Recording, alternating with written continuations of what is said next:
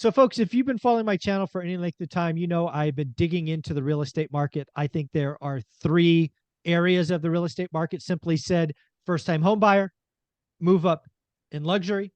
I am seeing a bifurcated or bipolar market. But you know what? Let's talk to somebody who is looking at dozens and dozens of files every week and see what he sees. And to do that, we're bringing on Matt, the mortgage guy. How you doing, buddy? I'm doing great, Mike. How you doing? I'm doing well, man. So again, you have an amazing playlist on the channel. It's just called Matt the Mortgage Guy that we've got years of content created that people should go back and watch. But I got to ask, what is going on today? It is almost the end of January. And to me, the market is clearly moving in one part of the market and clearly busted in another part. But what are you seeing? Right. Yeah, I mean, January 2023 hits different than November and December hit. And you know, you can see nationwide stats, mortgage applications up, and as rates trickle down, demand comes back. But you know, the market that I've got the most knowledge of, because I'm intimately involved with where I live and tons and tons of agents around this area in Northern California, stuff sat in November and December. And to me, that was just opportunity galore. And we were screaming at investors and buyers, go out there and get yourself some credit. I got two. Right. I got two. Mike even got himself a couple of them. I'm going to be in contract on one in the next couple of days, by the way.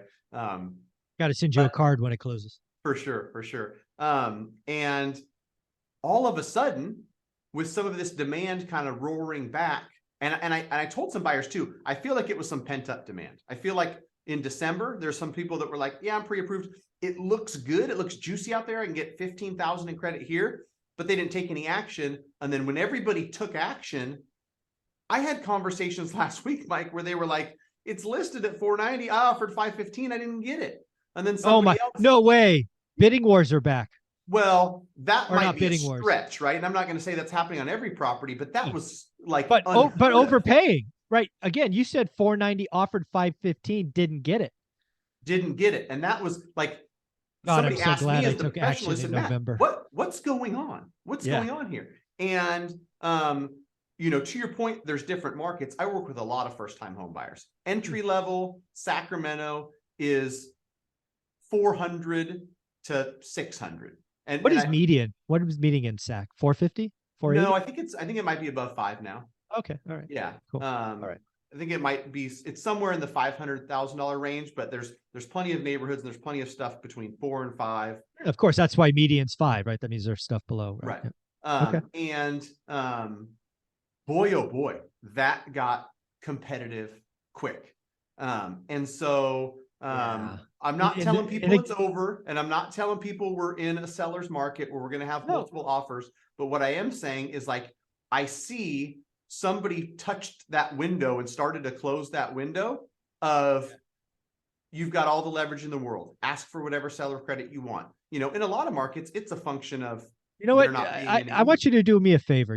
I want you to reach out to one of your contacts in Sacramento, agent.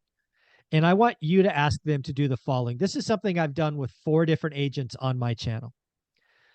I want you to get 6 numbers for me, please. And I want to put them in a video. I wanted to, so median price we said is 500 grand, right? That was my guess. I should probably know, and I don't. Let's call it 500. So I want to know how many active listings in Sacramento above $1 million. I want to know how many pending above $1 million. I want to know how many active listings between 500 and $1 million. How many pendings between 500 and $1 million. And then the third category is how many active below 500 and pending below 500. The reason this is important is every agent I've done this with have had something like this. In one of my markets, luxury homes had 12 months of supply. Wow. Where entry level had less than 1. Another market had 4x luxury and 1.5 entry level. I want people to realize when people are talking housing markets, there's never a housing market. There's housing areas. But even today, people need to realize what's happening in the economy with interest rates. There's 3 different markets there. And I believe what's happening, it's becoming clear as day, and the data doesn't show this. Luxury, which in your example will be above $1 million, is stacking up. Days on market, big price drops. Below 500K, no inventory, no price drops, on fire. And I think it's confusing people. So I'd love to get that data for Sacramento. Yeah. So basically, active and pending for above 1 million, 500 to 1 million, and below 500. Exactly right. And I bet you what we see is when we do the math, luxury has several months of supply, probably 4 or 5, which is just active divided by pending.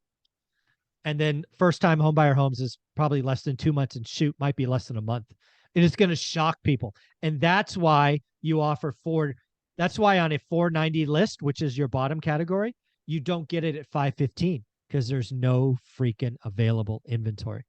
Right. Yeah. And when that demand comes back and then the stat says 27% up week over week, I can tell you, because I look at our applications, they're not coming in for $1.5 million purchases. That demand coming back is coming in 450, 480, 520. You know, they're buying the entry level home. So it makes sense if you really think about it. There's nothing for sale. We're bringing some more demand into the market, and like what I'm seeing in my personal business, and I think this is probably widespread, a Q4 where we pre-approved a bunch of people that were like, I don't know, like they're ready too. It's not just, and this is what my team told me, it's not the 8, 11, 14 applications we've got in the last 4 days that makes it feel crazy right now.